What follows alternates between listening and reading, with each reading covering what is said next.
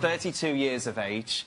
He's just penned a new contract to Real Madrid last November for 5 years with a $1 billion buyout clause. Obviously, no one's going to pay $1 billion for $1 billion? him. However... What did you say? $1 billion? Yes, $1 billion. You take a look at it, though.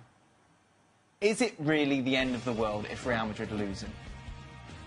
Well, as Sid pointed out, they're going to have to move on at some point. But we should remember, this is a guy who scored a hat-trick and back-to-back quarter-final and semi-final, and then 2 in the final. When 6 months to 12 months ago, after the Euros, we have 180 million for Ronaldo. Let's just put that figure there. With that money, I can bring in Mbappe, I can bring in Donnarumma, and I can start really to build for the future. Yeah. Ronaldo's stock is going to fall at some stage, so why not cash in now throughout all of this? It seems we were having this discussion just a week ago when the Chinese reportedly had that bid table. Whether that's true or not, the discussion, the points raised was pertinent then and pertinent right now. He will move on. At some point, you've got to... There will be life after Ronaldo. Just as with Barcelona, there'll be life after Lionel Messi. Why not start planning for that right now?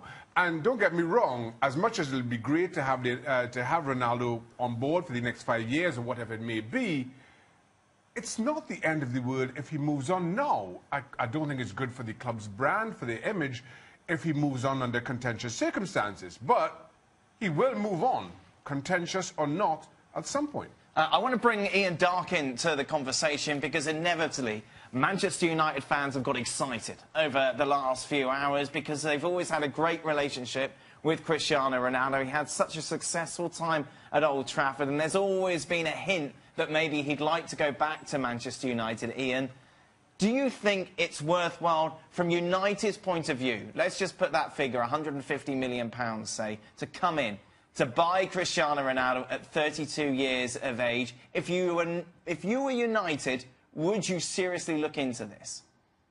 Well, they've lost Zlatan Ibrahimovic, haven't they? And yes. So far, they haven't got Alvaro Morata. Now, it will prick up the ears of Manchester United, and maybe they could afford this because there are all kinds of financial spin-offs from signing Cristiano Ronaldo and ways of clawing back the money. But he's in serious hot water, isn't he? By the sound of it, from everything Sid's been saying, serious hot water. I think what we've heard from him today is maybe a clarion call, hoping that Real Madrid can exert some kind of influence to get him out of that corner. Now, as for Manchester United, I don't know, Manchester City, of course, and Chelsea, I think they'd be the only other 2 clubs from England who could get involved. But it's a huge, huge commitment. The one thing I'd say about Cristiano is, and we saw it, didn't we, in the Champions League, quarter-final, semi-final, final, he was absolutely fantastic. Yeah. He's still in brilliant condition. He's looked after himself. He might be 32, but he's like a 28-year-old. I still think he's got 2 or 3 big seasons left in him. But how could somebody buy him? How on earth is someone going to buy him if potentially this case rumbles on? This case could rumble on for months, a year, maybe 2 years, where he may have to be regular. Well, this is true. It's just because he leaves the country, they will go, oh, don't worry about that. That's the thing.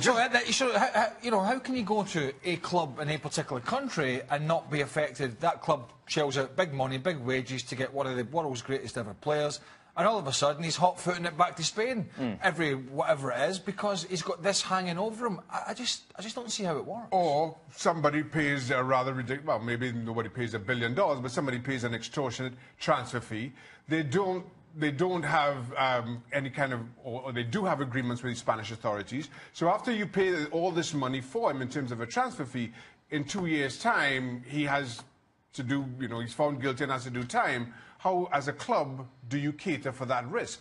I'm not sure how you take that on. Sid, just going back to this Manchester United potential move, what was his relationship like with Jose Mourinho at the end at Real Madrid?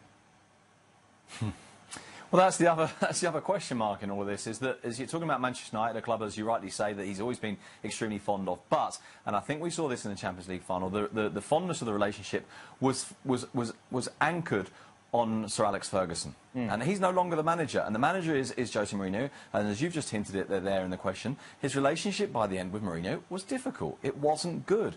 And so, I mean, look, if you put those two together and they've got a common goal and they're both trying to win things and they're both extremely competitive men and extremely professional men in very, very many ways, then perhaps it would work. But yeah, I think that's another reason to doubt this. And I think your point as well is a very significant one. If this is an irritation of what's happening in Spain, you don't leave Spain and go, it's done. This problem doesn't go away by changing clubs. And it's very difficult to see what the solution to this now is, except that perhaps, you know, kind of everyone forgets it and just gets on with life as it was yesterday.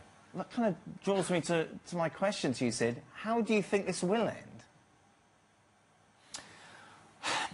I mean, I really don't know, because I must admit that there is a little bit of me, there's a bit of me that suspects that somewhere in this, Real Madrid could well be thinking this isn't such a bad thing. That you know, this is potentially a very difficult problem with the whole accusation of tax fraud that we would no longer have as our problem if he was to depart. This is a player who is still brilliant, and I agree completely with Ian that this is a player who probably has got 2 or 3 very, very, very good indeed years left in him.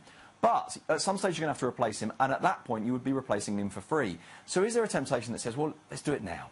You know, it's not ideal. Maybe we'd rather wait a year or two. Maybe we'd rather this never happens and he retires at the club and everyone's happy. But that's a lot of money potentially coming in. But, of course, you've got to find a buyer. You've got to find someone who wants to go to. There's a little bit of me that still can't help but think that the way this ends is that it just kind of doesn't. It just goes away. It gets forgotten about. But it's gone quite a long way today, this. Yeah, it has, which is...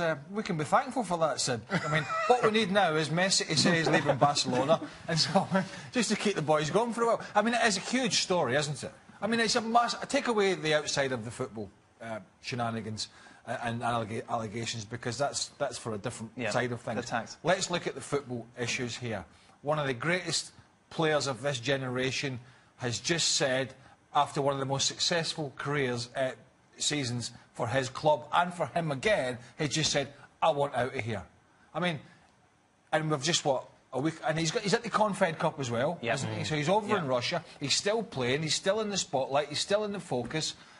I mean, just when you think, what the hell are we going to talk about this summer? Pops a story.